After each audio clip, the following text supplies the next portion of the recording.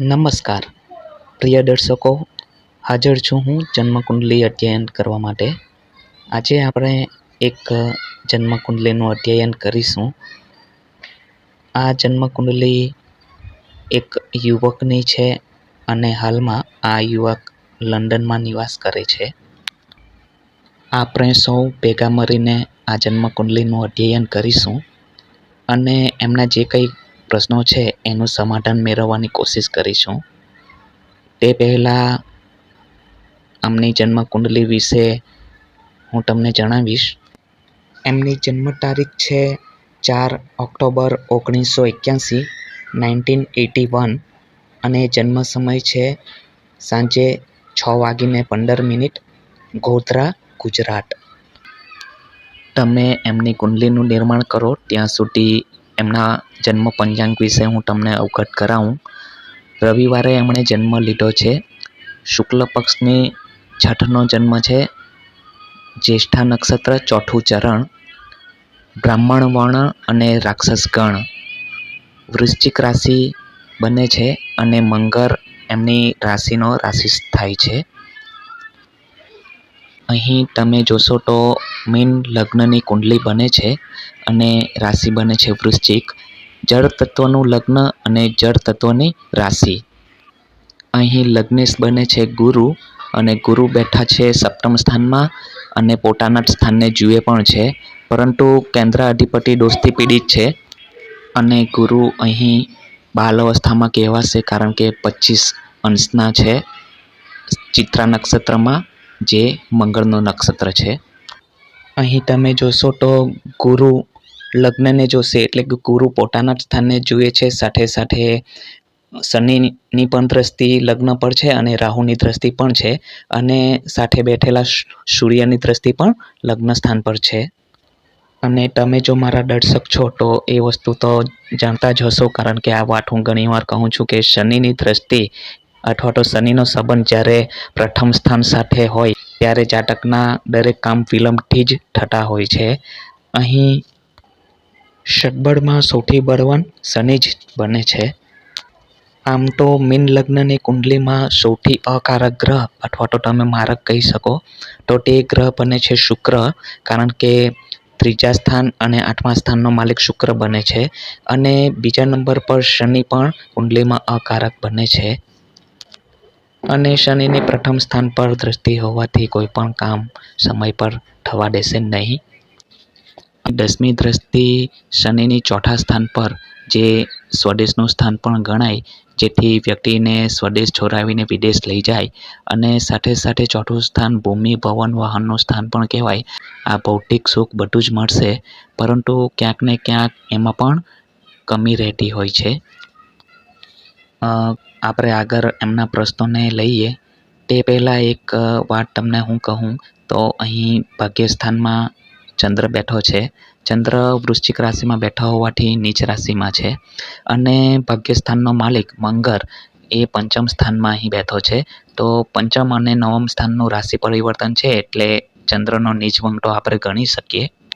અહીં હું એક વાત હજુ પણ કહીશ કે અહીં ચંદ્રનો ભલે નીચભંગ થયો કહેવાય, પરંતુ નીચભંગ થવું પણ એક વિકલ્પ છે. અને જ્યારે શનિની દ્રષ્ટિ ચંદ્ર પર હોય, અહીં ત્રીજી દ્રષ્ટિ ચંદ્ર પર છે, તો આવા વ્યક્તિઓને આ જીવન માનસિક પરેશાની તો બનાવી જ રાખશે. વાંધો નહીં, ચાલો આપણે એમના સવાલોને વાંચીએ. તો એમનું કહેવું છે કે 8 વર્ષથી લંડનમાં રહું છું અને 8 વર્ષથી ન તો કોઈ જોબ છે, ન કોઈ બિઝનેસ. પત્ની હમણાં નોકરી કરે છે અને અમારું જીવન પણ એમનાથી જ ચાલે છે. એવું નથી કે હું નોકરી કરવા માટેનો પ્રયત્ન નથી કરતો, પણ હું જ્યાં નોકરી કરું છું ત્યાં પૈસા આવતા નથી અને નોકરી પર કોઈક ને કોઈક પરેશાની હંમેશા બની જ રહે છે. ભાઈ બહેન અને પિતાનો તો સાથ મળે જ છે, પરંતુ હું મારા દમ પર જ કંઈક કરવા માગું છું. પ્રિય દર્શકો, અહીં મીન લગ્નની રાશિ કાલપુરુષની કુંડલી પ્રમાણે સૌથી છેલ્લી રાશિ ગણાય, જે ગુરુની રાશિ છે. તો આ કોઈ એક સાધારણ રાશિ પણ નથી, પરંતુ અહીં જે વૃશ્ચિક રાશિ બને છે, ચંદ્ર પીડિત છે, તો કંઈક ને ક્યાંક માનસિક અશાંતિ, ટેન્શન, મન ચંચળ રહેવું, આ સમસ્યામાંથી એમને મુક્તિ આ જીવન મળવાની નથી. મીન લગ્નમાં ક્યાંક ને ક્યાંક ભટકાવ પણ કહી શકીએ અને અસ્થિરતા પણ રહે છે. અને લગ્નેશ જ્યારે અંશબળથી કમજોર પડે ત્યારે સીધી વાત છે કે કુંડલી કમજોર થાય છે અને જીવનમાં સંઘર્ષ પણ વધે છે. તમારી કુંડલીમાં રાજયોગ વધારે છે કે દુર્યોગ એ વધારે મેટર નથી કરતું. અગર તમારી કુંડલીમાં લગ્નેશ જો પાવરફુલ હશે અને કુંડલીમાં દુર્યોગ પણ ઘણા બધા બન્યા હશે તો એને પણ દબાવીને રાખશે. તમારી કુંડલીમાં રાજયોગ એકદમ ઓછા હોય, દુર્યોગ જ વધારે હોય, પરંતુ જે ત્રિકોણના માલિક છે, જે મુખ્ય ગ્રહ છે તે જ જો પાવરફુલ હશે કુંડલીમાં તો કોઈ ફરક નથી પડતો. તમને તમારા જે કંઈ નાના રાજયોગ બન્યા હશે તેનું પણ સંપૂર્ણ રિઝલ્ટ મળતું રહે છે. આમની કુંડલીમાં જોઈશું તો અહીં એક તો લગ્નેશ અંશબળથી નબળો બને છે, વીક બને છે અને સાથે સાથે ચંદ્ર પર શનિની દ્રષ્ટિ તો માનસિક સ્થિતિ પણ નબળી જણાય છે. અને શનિ અને સૂર્યની અહીં યુતિ તો ઠીક છે, પરંતુ સપ્તમ સ્થાનમાં આ યુતિ છે અને સાથે સાથે અહીં સૂર્ય નીચનું જેવું રિઝલ્ટ આપશે. કાલપુરુષની કુંડલી પ્રમાણે અહીં 7મી રાશિ બને અને સાથે સાથે સૂર્ય અહીં નીચા અભિલાષી પણ બને છે એક. અને બીજું, એમના વીતેલા ઘણા વર્ષોથી એમને ક્રમશઃ સૂર્ય, ત્યારબાદ ચંદ્ર અને ત્યારબાદ મંગળની દશા ચાલે છે, જે કુંડલીમાં મુખ્ય ગ્રહ અને કારક ગ્રહો પણ છે. સારી વાત પણ કહેવાય કે એમને એ જ ગ્રહોની દશા મળે છે કે એમની કુંડલીમાં જે કારક ગ્રહ છે. અને તમે વિચારી જુઓ કે અહીં લગ્નેશ કમજોર છે, કેન્દ્રાધિપતિ દોષથી પીડિત છે, ચંદ્ર નબળો હોવાથી માનસિક પરેશાની પણ બની છે અને સૂર્ય પણ કમજોર હોવાથી આત્મવિશ્વાસમાં પણ કમી. હવે તમે વિચારી જુઓ કે કદાચ એમની બુધ અથવા શનિ જે કુંડલીમાં યોગકારક નથી, આ ગ્રહોની દશા ચાલતી હટે તો જો આ ગ્રહોની દશા ચાલતી હટે તો એમના જીવનમાં હજુ પણ ઘણા બધા સંઘર્ષ જોવા મળતે, પરંતુ હમણાં તો એમની ફેવરેબલ ગ્રહની દશા ચાલુ છે, જે યોગકારક ગ્રહ કહી શકીએ આપણે. હવે એમના પ્રશ્નો પર ફરીથી આપણે વિચાર કરીએ તો એમણે જે જોબ અથવા બિઝનેસને વિશે પૂછ્યું છે કે કયો બિઝનેસ જોબ કરવો જોઈએ. અહીં તમે જોશો તો બિઝનેસનો કારક ગ્રહ બુધ બને છે, જે જન્મ કુંડલીમાં 8મા સ્થાનમાં છે. અહીં બુધ 8મા સ્થાનમાં ખાડામાં છે, પરંતુ અહીં બંને તરફ શુભ ગ્રહ હોવાથી, એક તરફ ગુરુ અને એક તરફ શુક્ર હોવાથી શુભ કળતરીમાં પણ આપણે જોઈ શકીએ છીએ. પરંતુ અહીં એ પણ વિચારવાની વાત છે કે મીન લગ્નની જ્યારે કુંડલી બનતી હોય તો મીન લગ્નમાં વ્યાપારને, ધંધાને એટલું બધું મહત્વ આપવામાં આવ્યું નથી. મીન લગ્ન માટે જોબ વધારે શૂટ થતી હોય છે. મારું કહેવું એ નથી કે મીન લગ્નવાળા બિઝનેસ કરી જ નહીં શકે કે એમણે બિઝનેસ કરવો જ નહીં જોઈએ. 100% એમણે બિઝનેસ પણ કરી શકાય છે, પરંતુ દરેક લગ્નનું અલગ અલગ મહત્વ હોય છે. તો મીન લગ્નમાં આપણે કહી શકીએ તો જોબ એમને વધારે ફેવરેબલ છે અને ખાસ જોબ કરો કે બિઝનેસ કરો તેમાં મનનું સ્ટેબલ રહેવું ખૂબ જ જરૂરી હોય છે. અહીં તમે જોશો તો લગ્ન અને રાશિ બંને જળ તત્વનું છે, તો જળ તત્વમાં થોડો ભટકાવ, મનમોજીલાપણું પણ જોવા મળે છે. અહીં પ્રશ્નમાં એમણે જે એક વાત લખી છે કે મારે પોતાના દમ પર જ કંઈક કરવું છે. હવે તમે જુઓ તો એમનો 1981માં બોર્ન છે, 1981માં જન્મ છે. હવે આ વાત કોઈ 16-17 વર્ષનો યુવક કરતો હોય તો આપણે એમને સજેસ્ટ એવી રીતના કરી શકીએ, પરંતુ અહીં તમે જુઓ તો એમની ઉંમર પ્રમાણે એમનામાં રહેલી થોડી આલસ્ય વૃત્તિ પણ અહીં દેખાઈ આવે છે. હવે આ ઉંમરના પડાવ પર જ્યારે હોય ત્યારે જો એવું કહેતા હોય કે મારા દમ પર કંઈક કરવું છે, તો એકચ્યુઅલી આ એક કરવાનો સમય છે, બોલવાનો સમય નથી હોતો. કારણ કે આટલા ઉંમર પછી તમારે કંઈક ને કંઈક તો કરવું જ પડતું હોય છે. ઠીક છે, આપણે પહેલાં એમના પ્રશ્નોના જવાબ અહીં જોઈશું. હમણાં આમની ચંદ્રની દશા ચાલે છે. એક ધ્યાન આપવા જેવી બાબત છે કે અહીં વિદેશપતિ સપ્તમમાં, સ્વદેશપતિ અષ્ટમ સ્થાનમાં અને પરમેનન્ટ વિદેશપતિ નવમ સ્થાનમાં છે. તો એક ખૂબ જ મહત્ત્વની વાત છે કે એમણે રહેવું છે તો વિદેશમાં જ, અને વિદેશમાં જ એમનું પ્રગતિ અને ગ્રોથ પણ દેખાશે. કારણ કે જ્યારે શનિની ચોથા સ્થાન પર દ્રષ્ટિ હોય ત્યારે આવા વ્યક્તિઓને સ્વદેશ જલ્દીથી છોડાવી દે છે. એક સારી વાત એ છે કે તમારે રહેવાનું તો વિદેશમાં જ છે, અને જ્યારે પરમેનન્ટ વિદેશપતિ ભાગ્યસ્થાનમાં છે તો તમારું ભાગ્યદય પણ વિદેશમાં જ છે. સ્વદેશપતિ બુધ અષ્ટમમાં છે, જેથી કરીને વિદેશ જ તમારા માટે શ્રેષ્ઠ છે. અને થોડા દિવસો પહેલાં તમે જોશો તો ભાઈ વૃશ્ચિક રાશિને શનિની નાની પનોતી પણ દૈયા કહી શકીએ તે પણ ચાલુ હતી. અહીં તમે ચંદ્રકુંડલીનું નિર્માણ કરશો તો જોશો તો 11મા સ્થાનમાં શનિ આવશે અને શનિની ત્રીજી દ્રષ્ટિ લગ્ન પર પડશે. તો દરેક કામ જીવનમાં એમને વિલંબથી જ થશે એવું પણ અહીં જોવા મળે છે. હાલાકી હવે શનિની દૈયા જો પૂરી થઈ ગઈ હોય તો ત્યારે તમારે નવેસરથી જાગવાની જરૂર છે અને કંઈક કરવાની, આગળ વધવાની જરૂર છે. અને અહીં સવાલ કર્યો છે કે નોકરી અથવા તો બિઝનેસ, તો હું તો અહીં સજેસ્ટ કરીશ કે નોકરીમાં જ રહો. ધીમે ધીમે નોકરીમાંથી થોડું અર્નિંગ્સ કરો, ત્યારબાદ બિઝનેસ પણ તમે કરી શકો છો. તો બિઝનેસ માટે તમારે થોડી રાહ જોવાની જરૂર છે અને આગળ તમે ભવિષ્યમાં બિઝનેસ માટે વિચારી શકો. પરંતુ પ્રથમ નોકરી જ કરવી તમારા માટે યોગ્ય રહેશે. અહીં તમારા સવાલ વાંચું તો તમે ફરીથી એ જ સવાલ કર્યો છે કે નોકરી કરવી કે વ્યાપાર, અને જો વ્યાપાર કરવો હોય તો કયું, અને શેર માર્કેટમાં હું પૈસા લગાડી શકું. તો શેર માર્કેટનું જોવું હોય તો તમારી કુંડલી પ્રમાણે અહીં જે પંચમ સ્થાનમાં રાહુ અને મંગળની યુતિ છે અને બુધ 8મા સ્થાનમાં છે, તો એટલું તો કહું કે નિવેશ તમારે લોંગ ટાઈમ માટે જ કરવું પડે. અને શેર માર્કેટથી પણ તમારું જે ગુજરાન ચાલવું જોઈએ એ ચાલવાનું તો છે જ નથી. શેર માર્કેટના ભરોસે અત્યારે બેસવાની જરૂર નથી. મોટું નિવેશ કરવાની જરૂર જ નથી. હું ફરીથી કહું કે તમારે નોકરી જ કરવાની જરૂર છે અને નોકરી જ કરવી જોઈએ.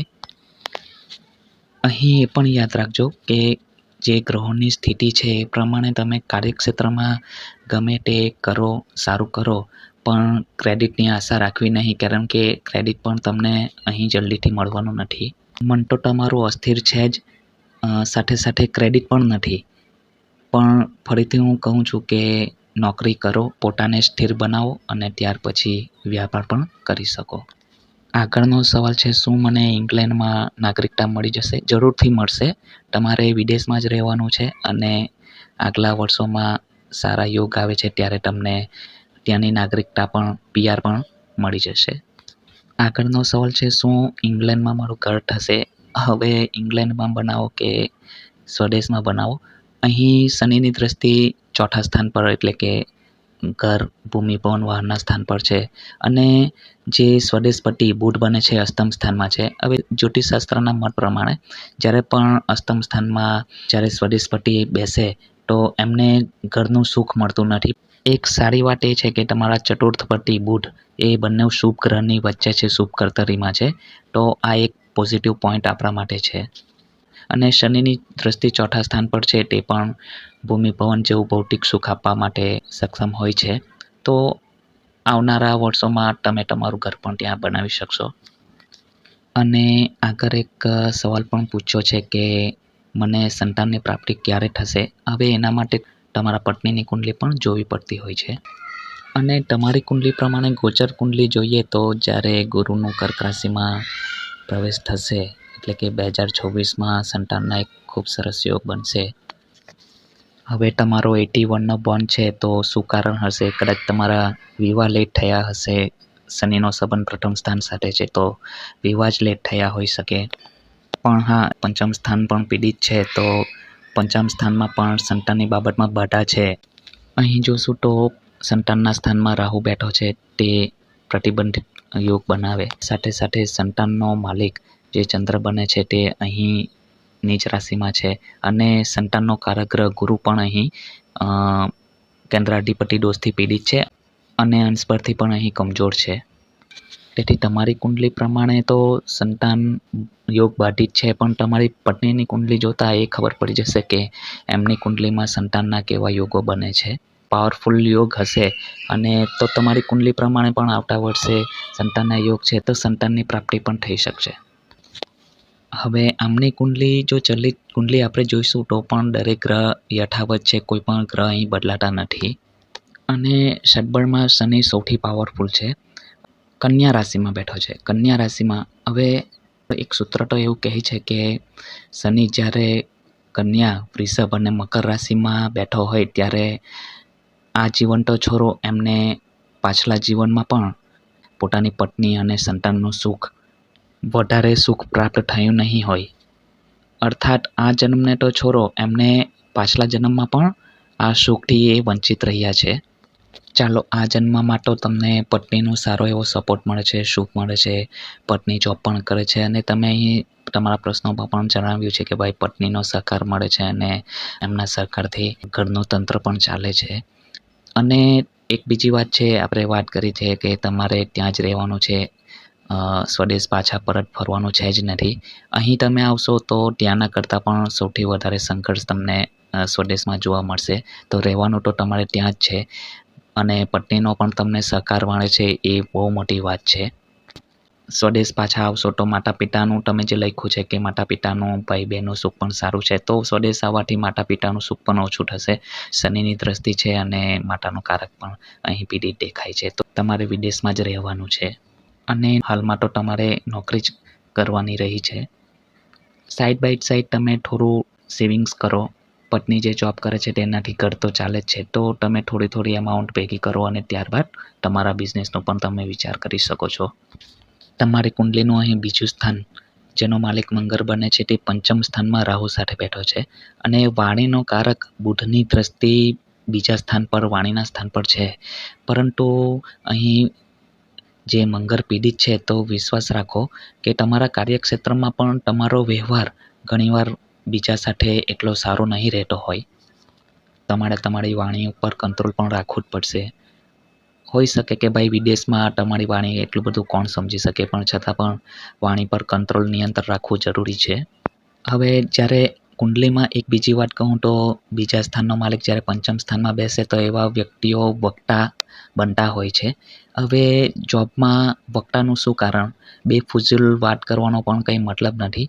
તો શક્ય હોય તો તમારા જે કલીગ્સ હોય તેની સાથે પોતાની ભાવના પર કંટ્રોલ રાખીને વિવેક બુદ્ધિથી વાતચીત કરીએ તો જોબમાં પણ સફળતા મળે એવા સારા એવા યોગ બનતા દેખાય છે. આગળ તમારી જેમ જેમ સારી દશા આવે છે.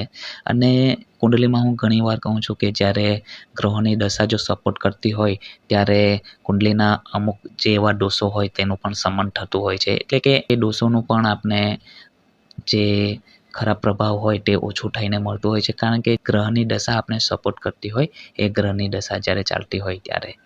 તો પોતાના મનને થોડું નિયંત્રણ કરી અને સ્ટેબલ કરવાની જરૂર છે. ભગવાન શંકરને હંમેશા પૂજા આરાધના કરવી. તમે પ્રશ્નોમાં એવું પણ લખ્યું છે કે ભાઈ હનુમાનજી ની તમે પૂજા આરાધના કરો જ છો અને હનુમાનજી નહીં હોય તો મારું શું થતે એ ખબર નથી, એ તમારા પ્રશ્નમાં તમે લખ્યું છે. તો તમારો આટલો બધો વિશ્વાસ છે એ ખૂબ જ મહત્વની વાત છે અને આ વિશ્વાસ હોવો જ જોઈએ. દુનિયાના કોઈ પણ ખૂણામાં તમે જાઓ પણ તમારા આરાધ્ય તમારી સાથે છે એવું જો તમને વિશ્વાસ હોય તો દરેક કાર્ય આસાનીથી થતા હોય છે. હવે તમારે તમારા મનને કંટ્રોલ કરવાની જરૂર છે. ભગવાન શંકરની આરાધના કરવાની, સૂર્યને રોજ પાણી ચડાવવાનું રાખજો. સૂર્ય અને શનિની યુતિ છે, તો આત્મવિશ્વાસ વધારવા માટે તમારે ડેઈલી સૂર્યને પાણી ચડાવવાનું, રવિવારે આદિત્ય હૃદય સ્તોત્રના પાઠ કરવા અને શિવલિંગ પર દર સોમવારે દૂધ પાણી તમારે હંમેશા માટે ચડાવવું. તેનાથી માનસિક શાંતિ પણ મળશે. લગ્નને મજબૂત બનાવવા માટે તમે સોનાની રિંગ અથવા તો ગુરુનો રત્ન પણ પ્રથમ આંગળીમાં ધારણ કરી શકો છો. સાથે સાથે ગુરુવારનું વ્રત કરવું પણ જરૂરી છે. ગુરુના બીજ મંત્ર પણ તમે બોલી શકો અને જ્યારે પણ સમય મળે ત્યારે મંદિરે જઈને દર્શન કરવાથી પણ ગુરુ તમારો સ્ટ્રોંગ બનશે, મજબૂત બનશે.